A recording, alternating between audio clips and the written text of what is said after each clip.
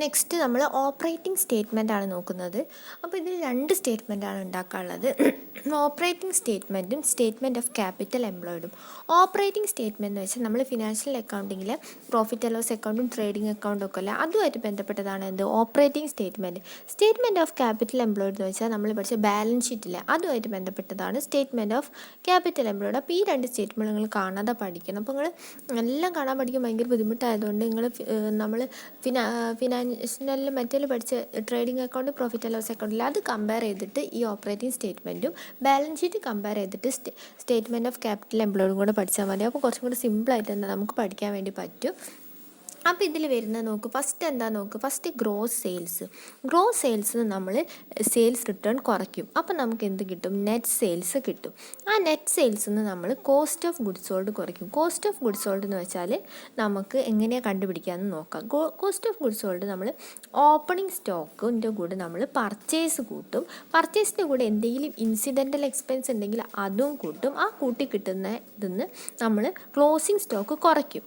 അതാണ് എന്ത് cost of goods sold. അത് നമ്മൾ ഗ്രോസ് പ്രോഫിറ്റാണ് അടുത്ത കാണുക. പിന്നെ നമ്മൾ കാണുക എന്താ വെച്ചാൽ മെയിൻ കോളത്തിൽ നോക്കും. മെയിൻ കോളത്തിൽ നെറ്റ് സെയിൽസിൽ നിന്ന് കോസ്റ്റ് ഓഫ് ഗുഡ്സ് സോൾഡ് കുറച്ച് കിട്ടുന്ന എമൗണ്ടാണ് എന്ത് ഗ്രോസ് പ്രോഫിറ്റ്. അപ്പോൾ അതാണ് മെയിനായിട്ട് ഇതിൽ നോക്കാനുള്ളത്. ഗ്രോസ് സെയിൽസിൽ നിന്ന് സെയിൽസ് റിട്ടേൺ കുറയ്ക്കുമ്പോൾ നമുക്ക് നെറ്റ് സെയിൽസ് കിട്ടും. നെറ്റ് സെയിൽസിൽ നിന്ന് നമ്മൾ കോസ്റ്റ് ഓഫ് ഗുഡ്സ് സോൾഡ് കുറയ്ക്കുമ്പോഴാണ് ഗ്രോസ് പ്രോഫിറ്റ് കിട്ടുക. കോസ്റ്റ് ഓഫ് ഗുഡ്സ് സോൾഡ് എന്ന് വെച്ചാൽ ഓപ്പണിംഗ് സ്റ്റോക്കിൻ്റെ കൂടെ നമ്മൾ പർച്ചേസ് കൂട്ടും. പർച്ചേസിൻ്റെ കൂടെ നമ്മൾ ഇൻസിഡൻ്റൽ എക്സ്പെൻസ് കൂട്ടും. എന്നിട്ട് അത് രണ്ടും കൂട്ടി കിട്ടുന്നതിന് നമ്മൾ എന്താക്കും? ക്ലോസിംഗ് സ്റ്റോക്ക് കുറയ്ക്കും. ആ കുറച്ച് കിട്ടുന്ന എമൗണ്ടാണ് എന്ത് കോസ്റ്റ് ഓഫ് ഗുഡ്സ് സോൾഡ്. ആ cost of goods sold net സെയിൽസിൽ നിന്ന് കുറയ്ക്കുമ്പോൾ നമുക്ക് കിട്ടും എന്ത് ഗ്രോസ് പ്രോഫിറ്റ്. അപ്പോൾ നമ്മൾ ട്രേഡിംഗ് അക്കൗണ്ടിൽ ഡെബിറ്റ് സൈഡും ക്രെഡിറ്റ് സൈഡും കൂടെ നമ്മൾ ഒന്നിച്ച് എഴുതിയതാണ് ഇവിടെ. അങ്ങനെ നിങ്ങൾ നോക്കിയാൽ മതി കേട്ടോ. പിന്നെ അപ്പോൾ നമുക്ക് എന്ത് കിട്ടി? ഗ്രോസ് പ്രോഫിറ്റ് കിട്ടി. ഗ്രോസ് പ്രോഫിറ്റ് കിട്ടി കഴിഞ്ഞാൽ നമ്മൾ ട്രേഡിംഗ് അക്കൗണ്ട് ഭാഗം കഴിഞ്ഞ് പിന്നെ നമുക്ക് എന്തെന്നുണ്ടായിരുന്നു? പ്രോഫിറ്റ് ആൻഡ് ലോസ് അക്കൗണ്ടാണ് ഉണ്ടായിരുന്നത്. അപ്പോൾ അതിലുള്ള ഐറ്റംസ് എക്സ്പെൻസ് ഒക്കെ ആയിരുന്നു, അതൊക്കെയാണ് ഇനി അടുത്ത വരുന്നത്. അപ്പോൾ നോക്കുക, ഈ ഗ്രോസ് പ്രോഫിറ്റ് കിട്ടിയല്ലോ. ഇനി നമ്മൾ എന്താ ഗ്രോസ് പ്രോഫിറ്റ് എന്ന് കുറയ്ക്കേണ്ടത് വെച്ചാൽ ഓപ്പറേറ്റിംഗ് എക്സ്പെൻസ് കുറയ്ക്കണം. ഓപ്പറേറ്റിംഗ് എക്സ്പെൻസ് എന്ന് വെച്ചാൽ അഡ്മിനിസ്ട്രേറ്റീവ് എക്സ്പെൻസും സെല്ലിംഗ് ആൻഡ് ഡിസ്ട്രിബ്യൂഷൻ എക്സ്പെൻസും കൂടെ ആഡ് ചെയ്ത് കിട്ടുന്നതാണ് എന്ത് ഓപ്പറേറ്റിംഗ് എക്സ്പെൻസ്. അപ്പോൾ ഗ്രോസ് പ്രോഫിറ്റിൽ നിന്ന് ഓപ്പറേറ്റിംഗ് എക്സ്പെൻസ് കുറച്ച് കഴിഞ്ഞാൽ നമുക്ക് എന്ത് കിട്ടും? ഓപ്പറേറ്റിംഗ് നെറ്റ് പ്രോഫിറ്റ് കിട്ടും. ആ ഓപ്പറേറ്റിംഗ് നെറ്റ് പ്രോഫിറ്റിൻ്റെ കൂടെ നോൺ ഓപ്പറേറ്റിംഗ് ഇൻകം നമ്മൾ എന്താക്കണം? ആഡ് ചെയ്യണം. നോൺ ഓപ്പറേറ്റിംഗ് ഇൻകം എന്ന് വെച്ചാൽ എന്താ? അപ്പോൾ ഓപ്പറേറ്റിംഗ് എക്സ്പെൻസ് എന്താ?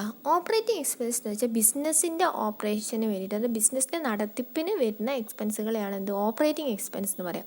നോൺ ഓപ്പറേറ്റിംഗ് ഇൻകം എന്ന് വെച്ചാൽ ബിസിനസ്സിൽ നിന്നല്ലാതെ പുറത്തുനിന്ന് നമുക്ക് എന്തെങ്കിലും ഇൻകം കിട്ടുകയാണെങ്കിൽ അങ്ങനത്തെ ഇൻകങ്ങളെയാണ് നമ്മൾ എന്ത് പറയുക?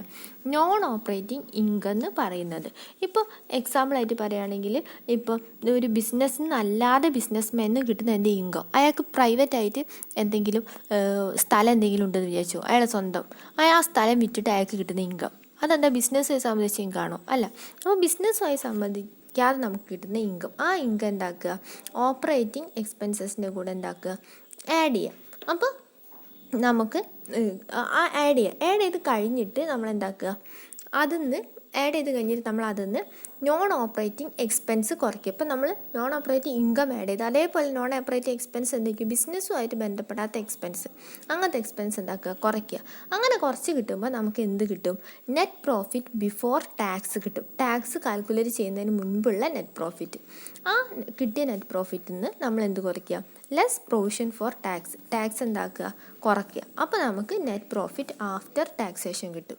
ഇത്രയും ചെയ്ത് കഴിഞ്ഞാൽ നമ്മൾ എന്താ ഓപ്പറേറ്റിംഗ് സ്റ്റേറ്റ്മെൻറ്റ് റെഡിയാവും. ആദ്യം സിമ്പിളാണ്, നിങ്ങൾ ആലോചിച്ചാൽ മതി. ആദ്യം ഗ്രോസ് സെയിൽസിൽ നിന്ന് സെയിൽസ് റിട്ടേൺ കുറയ്ക്കുക. അപ്പോൾ നമുക്ക് നെറ്റ് സെയിൽസ് കിട്ടും. നെറ്റ് സെയിൽസിൽ നിന്ന് നമ്മൾ കോസ്റ്റ് ഓഫ് ഗുഡ്സ് സോൾഡാണ് കുറയ്ക്കേണ്ടത്. കോസ്റ്റ് ഓഫ് ഗുഡ്സ് സോൾഡ് എങ്ങനെയാണ് കിട്ടുക? ഓപ്പണിംഗ് സ്റ്റോക്കിനൂടെ പർച്ചേസും ഇൻസിഡൻ്റൽ എക്സ്പെൻസും കൂട്ടുക, അതിൽ നിന്ന് ക്ലോസിംഗ് സ്റ്റോക്ക് കുറയ്ക്കുക. അപ്പോൾ നമുക്ക് എന്ത് കിട്ടും? കോസ്റ്റ് ഓഫ് ഗുഡ്സ് സെയിൽ കിട്ടും. ആ കോസ്റ്റ് ഓഫ് ഗുഡ്സ് സെയിലിന് നെറ്റ് പ്രോഫിറ്റിൽ നിന്ന് കോസ്റ്റ് ഓഫ് ഗുഡ്സ് സെയിൽ കുറയ്ക്കുക. അപ്പോൾ നമുക്ക് എന്ത് കിട്ടും? ഗ്രോസ് പ്രോഫിറ്റ് കിട്ടും.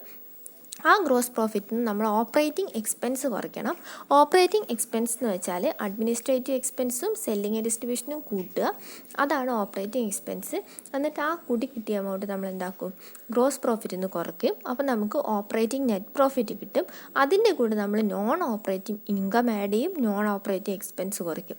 അപ്പോൾ നമുക്ക് നെറ്റ് പ്രോഫിറ്റ് ബിഫോർ ടാക്സ് കിട്ടും. ആ ബിഫോർ ടാക്സ് കിട്ടിയ എമൗണ്ടിൻ്റെ കൂടെ നമ്മളെന്താക്കും, പ്രൊവിഷൻ ഫോർ ടാക്സേഷൻ കുറയ്ക്കും. അപ്പോൾ നമുക്ക് നെറ്റ് പ്രോഫിറ്റ് ആഫ്റ്റർ ടാക്സേഷൻ കിട്ടും. ഇത്രയാണ് നോൺ ഓപ്പറേറ്റിംഗ് സ്റ്റേറ്റ്മെൻറ്റ് കേട്ടോ. സ്റ്റേറ്റ്മെൻറ്റ് ഓഫ് ക്യാപിറ്റൽ എംപ്ലോയിഡ് ആണ്. സ്റ്റേറ്റ്മെൻറ്റ് ഓഫ് ക്യാപിറ്റൽ എംപ്ലോയിഡ് നമ്മൾ ബാലൻസ് ഷീറ്റ് പോലെയാണ് ചെയ്യുക. അപ്പോൾ നമ്മൾ പറഞ്ഞ രണ്ട് സൈഡ് ഉണ്ട്, ഒന്ന് ക്യാപിറ്റൽ എംപ്ലോയിഡിൻ്റെ സൈഡും പിന്നെ എംപ്ലോയ്മെൻറ്റ് ഓഫ് ക്യാപിറ്റലിൻ്റെ സൈഡും. അപ്പോൾ അത് രണ്ടും ഈക്വൽ ആവണം. അപ്പോഴാണ് നമ്മൾ ബാലൻസ് ഷീറ്റിലെ അസറ്റും ലാബിലിറ്റിയും പോലെ ഇത് രണ്ടും ഈക്വൽ ആകുമ്പോഴാണ് നമ്മൾ സ്റ്റേറ്റ്മെൻറ്റ്, അതായത് statement of capital employed correct ആവുക. ഫസ്റ്റ് നമുക്ക് ക്യാപിറ്റൽ എംപ്ലോയിഡ് നോക്കാം. അതിൽ ഉള്ള കാര്യങ്ങൾ എന്തൊക്കെയാണ് നോക്കാം. ഷെയർ ക്യാപിറ്റലാണ് ഫസ്റ്റ് ഉള്ളത്. ഷെയർ ക്യാപിറ്റൽ എന്ന് പറഞ്ഞാൽ നിങ്ങൾക്ക് അറിയില്ല, ഓരോരുത്തർ കൊടുക്കുന്ന ക്യാപിറ്റലിൻ്റെ ഷെയർ. പിന്നെ ജനറൽ റിസർവ്, പിന്നെ പ്രോഫിറ്റ് ആൻഡ് ലോസ് അക്കൗണ്ട്, പിന്നെ അതർ റിസർവ്. റിസർവ്സ് എന്ന് വെച്ചാൽ നമ്മൾ ഭാവിയിൽ ലോസ് ഉണ്ടാകുമെന്ന് വെച്ചാൽ നമ്മൾ പ്രോഫിറ്റ് ഉണ്ടാകുമ്പോൾ നമ്മൾ മാറ്റി വെക്കുന്ന തുകയ്ക്കാണ് നമ്മൾ എന്ത് പറയുക, നമ്മൾ റിസർവ്സ് എന്ന് പറയാം. അപ്പോൾ അത്രയും ആഡ് ചെയ്യുമ്പോൾ, അതായത് ഷെയർ ക്യാപിറ്റലും ജനറൽ റിസർവും പ്രോഫിറ്റ് ആൻഡ് ലോസ് അക്കൗണ്ടും അതർ റിസർവ്സും ആഡ് ചെയ്യുമ്പോൾ നമുക്ക് എന്ത് കിട്ടും, ഷെയർ ഹോൾഡേഴ്സ് ഫണ്ട് കിട്ടും. പിന്നെ ഷെയർ ഹോൾഡേഴ്സ് ഫണ്ടിൻ്റെ കൂടെ നമ്മൾ ഡിബഞ്ചേഴ്സ് ആഡ് ചെയ്യണം. ഡിബഞ്ചേഴ്സ് എന്ന് വെച്ചാൽ നമുക്കിപ്പോൾ പൈസ തികയാത്ത സാഹചര്യത്തിൽ നമ്മൾ വേറെ ആരെങ്കിലും പാർട്ട്ണറായി കിട്ടും. അപ്പോൾ ആ പാർട്ട്ണർക്ക് ഒന്നെങ്കിൽ ഷെയർ ഹോൾഡറായിട്ട് വരാം. ഷെയർ ഹോൾഡർ എന്ന് വെച്ചാൽ പ്രോഫിറ്റും ലോസും തുല്യമായിട്ട് വീതിക്കുന്ന ആൾ, അല്ലെങ്കിൽ ഡിബഞ്ചർ ഹോൾഡറായിട്ട് വരാം. ഡിബഞ്ചർ ഹോൾഡർ എന്ന് വെച്ചാൽ പ്രോഫിറ്റ് ആണെങ്കിലും ലോസ് ആണെങ്കിലും അയാൾക്ക് ആദ്യം അയാൾ നിശ്ചയിക്കും ഒരു തുക. അപ്പോൾ അയാൾ 1,00,000 രൂപ കൊണ്ടുവന്നാൽ 1,00,000 രൂപയ്ക്ക് എല്ലാ വർഷവും എത്ര കൊടുക്കുന്ന ആദ്യമേ ഒരു എമൗണ്ട് അയാൾ പറയും. ആ എമൗണ്ട് പ്രോഫിറ്റ് ആണെങ്കിൽ ലോസ് ആണെങ്കിൽ അയാൾക്ക് കൊടുക്കണം. അങ്ങനത്തെ ആൾക്കാരെയാണ് നമ്മൾ എന്ത് പറയുക, ഡിബഞ്ചർ ഹോൾഡേഴ്സ് എന്ന് പറയാം. അപ്പോൾ ഡിബഞ്ചേഴ്സ്, അപ്പോൾ അങ്ങനെ കൊടുക്കുന്നതിനാണ് നമ്മൾ ഡിബഞ്ചേഴ്സ് എന്ന് പറയാം. അപ്പോൾ ഷെയർ ഹോൾഡേഴ്സ് ഫണ്ടിൻ്റെ കൂടെ നമ്മൾ ഡിബഞ്ചേഴ്സ് ആഡ് ചെയ്യണം. അതിൻ്റെ കൂടെ നമ്മൾ ലോങ് ടേം ലാബിലിറ്റിയും ആഡ് ചെയ്യും. എന്നിട്ട് ഇതെല്ലാം കൂടെ ആഡ് ചെയ്തിട്ട് നമ്മളെന്താക്കും, ടോട്ടൽ എമൗണ്ട് കൊടുത്തിലേക്ക് എഴുതും. അതാണ് എന്ത്, ക്യാപിറ്റൽ എംപ്ലോയിഡ്. അപ്പോൾ ക്യാപിറ്റൽ എംപ്ലോയിഡ് എന്ന് വെച്ചാൽ ഷെയർ ഹോൾഡേഴ്സ് ഫണ്ടിലൂടെ ഡിബഞ്ചർ ഹോൾഡേഴ്സും അതർ ലോങ് ടേം ലാബിലിറ്റീസും ആഡ് ചെയ്യുന്ന. ഷെയർ ഹോൾഡേഴ്സ് ഫണ്ട് ഇങ്ങനെ കിട്ടുക, ഷെയർ ക്യാപിറ്റലും ജനറൽ റിസർവും പ്രോഫിറ്റ് ആൻഡ് ലോസ് അക്കൗണ്ടും അതർ റിസർവ്സും കൂടെ ആഡ് ചെയ്യുന്നതാണ് ഏത്, ഷെയർ ഹോൾഡേഴ്സ് ഫണ്ട്. ഇതെല്ലാം കൂടെ ആഡ് ചെയ്യുമ്പോൾ നമുക്ക് എന്ത് കിട്ടും, ക്യാപിറ്റൽ എംപ്ലോയിഡ് കിട്ടും. ഇനി നമുക്ക് അടുത്ത സൈഡ് നോക്കാം. അടുത്ത സൈഡ് എന്ന് വെച്ചാൽ ഏതാ, എംപ്ലോയ്മെൻറ്റ് ഓഫ് ക്യാപിറ്റലാണ് അടുത്തത്. അപ്പോൾ എംപ്ലോയ്മെൻറ്റ് ഓഫ് ക്യാപിറ്റൽ ഇതിൽ എന്തൊക്കെയാണുള്ളത്, ഫിക്സഡ് അസറ്റും ഉണ്ട്, അതേപോലെ കറൻറ്റ് അസറ്റും ഉണ്ട്, കറൻറ്റ് ലാബിലിറ്റീസും ഉണ്ട്. അപ്പോൾ അതെങ്ങനെയാണ് നോക്കാം. ഫസ്റ്റ് നമുക്ക് ഫിക്സഡ് അസറ്റ് എഴുതാം.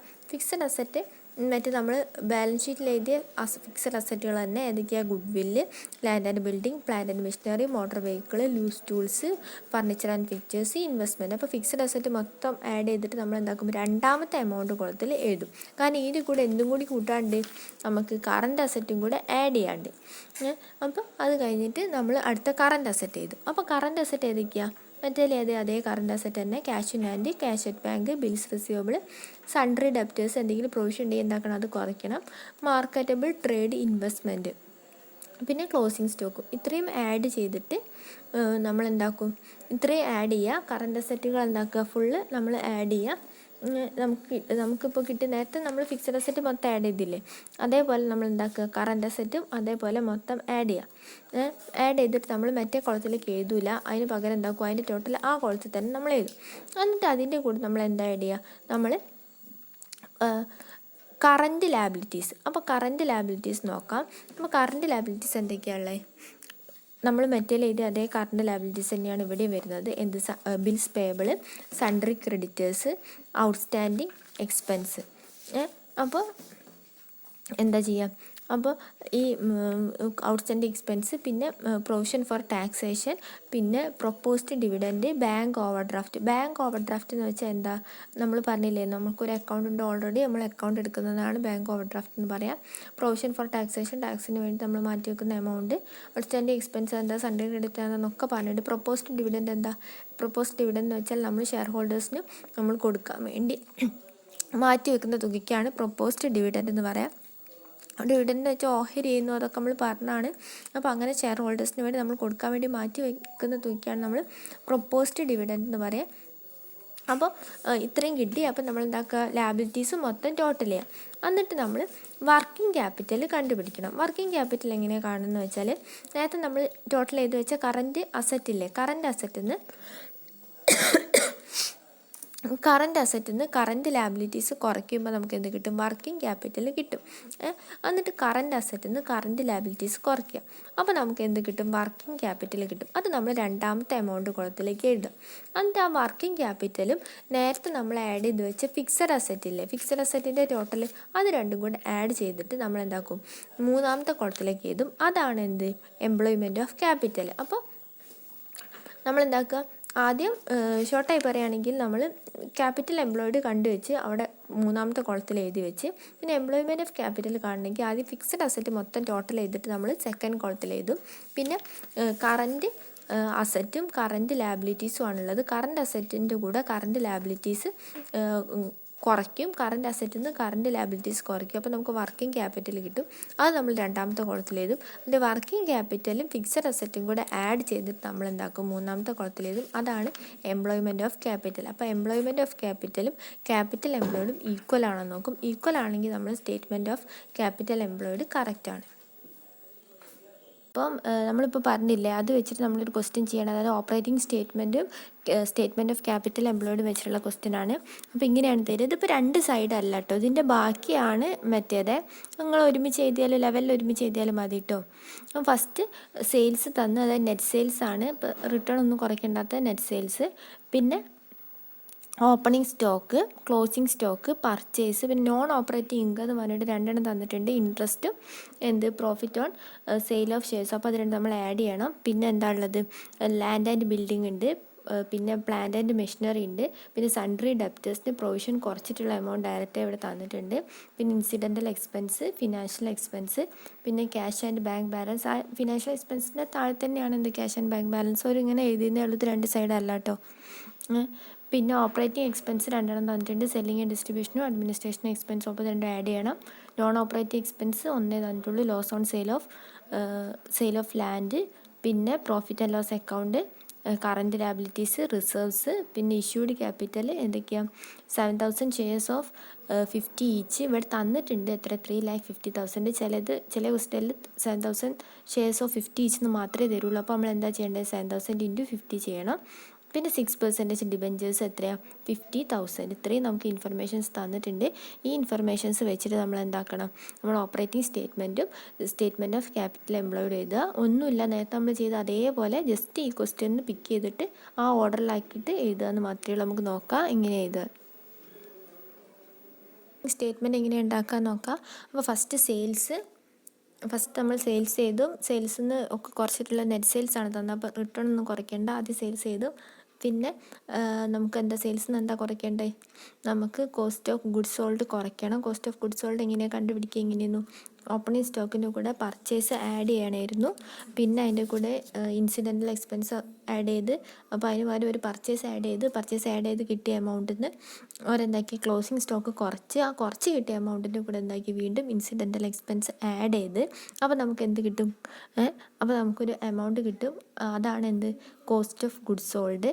അതായത് 10,20,000 അതാണ് കോസ്റ്റ് ഓഫ് ഗുഡ്സ് സോൾഡ്. അപ്പോൾ 17 ലാഖിൽ നിന്ന് നമ്മൾ എന്താക്കും, 10,20,000 കുറയ്ക്കും.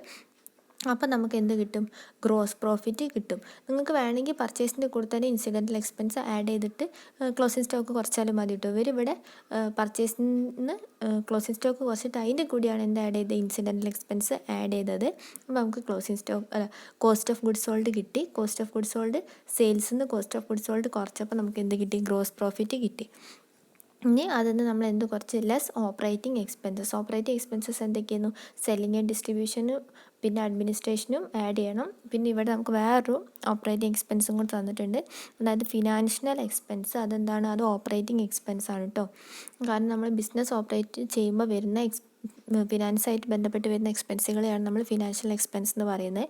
അപ്പോൾ അത് മൂന്നും നമ്മൾ എന്താക്കുക, ആഡ് ചെയ്യുക. അത് മൂന്നും ആഡ് ചെയ്തുമ്പോൾ നമുക്ക് 3,90,000 കിട്ടും. ആ 3,90,000 എന്തെന്ന് കുറയ്ക്കുക, ഗ്രോസ് പ്രോഫിറ്റിൽ നിന്ന് കുറയ്ക്കുക.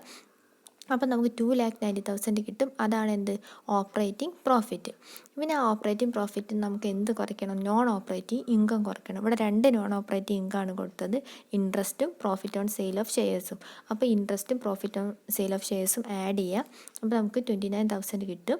അപ്പോൾ 29,000 എന്താക്കുക? 2,90,000 എന്താക്കുക? ആഡ് ചെയ്യുക. ആഡ് നോൺ ഓപ്പറേറ്റിംഗ് ഇൻകം, അതാണ് എന്ത് 29,000. അപ്പോൾ 2,90,000 കൂടെ 29,000 കൂടെ ആഡ് ചെയ്യുക. അപ്പോൾ നമുക്ക് 3,19,000 കിട്ടും. എന്നിട്ട് അതിൽ നിന്ന് എന്താ നമ്മൾ കുറയ്ക്കേണ്ടത്? ആ 3,19,000 നമ്മൾ നോൺ ഓപ്പറേറ്റിംഗ് എക്സ്പെൻസ് കുറയ്ക്കണം. കാരണം എന്താ, നമുക്ക് ബാക്കിയുള്ളത് കണ്ടുപിടിക്കാൻ വേണ്ടിയിട്ട് നമ്മൾ എന്താക്കണം? നോൺ ഓപ്പറേറ്റിംഗ് എക്സ്പെൻസ് കുറയ്ക്കണം. നോൺ ഓപ്പറേറ്റിംഗ് എക്സ്പെൻസ് ഇവിടെ തന്നിട്ടുണ്ട്, loss on sale of land, ആകെ ഒരൊറ്റ ഒന്നേ ഉള്ളൂ. അപ്പോൾ അത് ഡയറക്റ്റായിട്ട് എന്താക്കുക? 24,000 എന്താക്കുക?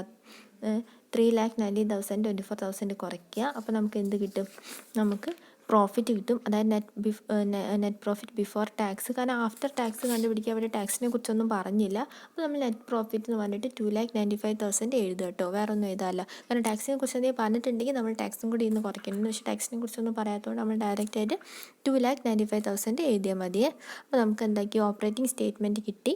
ഇനി നമുക്ക് സ്റ്റേറ്റ്മെൻറ്റ് ഓഫ് ക്യാപിറ്റൽ എംപ്ലോയ്ഡ് എങ്ങനെ ചെയ്യാൻ നോക്കാം.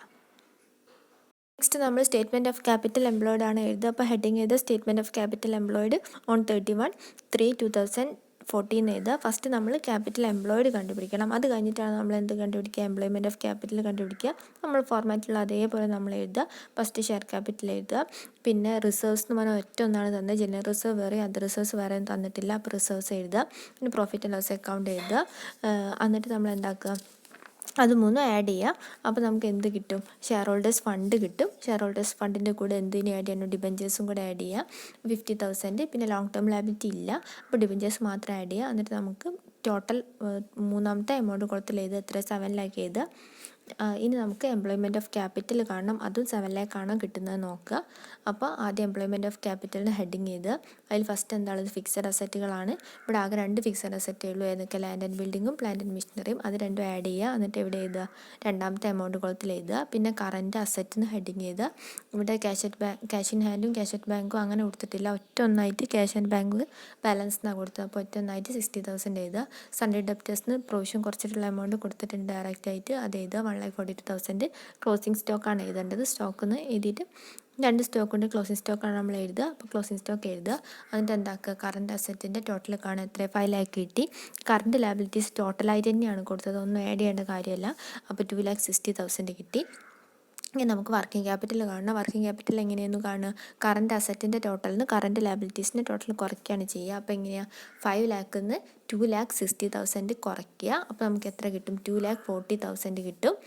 അപ്പോൾ നമ്മൾ എന്താക്കുക? അത് സെക്കൻഡ് കോളത്തിലേക്ക് എഴുതുക. എന്നിട്ട് നേരത്തെ നമ്മൾ കണ്ടുവച്ച ഫിക്സഡ് അസറ്റിൻ്റെ ടോട്ടലിൻ്റെ കൂടെ ഈ വർക്കിംഗ് ക്യാപിറ്റലും കൂടെ ആഡ് ചെയ്യുക. അതായത് 4,60,000 2,40,000 ആഡ് ചെയ്യുക. അപ്പോൾ നമുക്ക് എത്ര കിട്ടി? 7 lakh കിട്ടി. അപ്പോൾ നേരത്തെ നമുക്ക് കിട്ടിയ എന്താ? ക്യാപിറ്റൽ എംപ്ലോയ്ഡും 7 lakh ആണ്. ഇപ്പം കിട്ടിയ എംപ്ലോയ്മെൻറ്റ് ഓഫ് ക്യാപിറ്റലും 7 lakh ആണ്. അപ്പോൾ നമ്മളെ സ്റ്റേറ്റ്മെൻറ്റ് ഓഫ് ക്യാപിറ്റലിൽ ശരിയാണ്. അപ്പോൾ ഇത്രയാണ് ഈ ക്വസ്റ്റ്യനിൽ ചെയ്യാനുള്ളത്.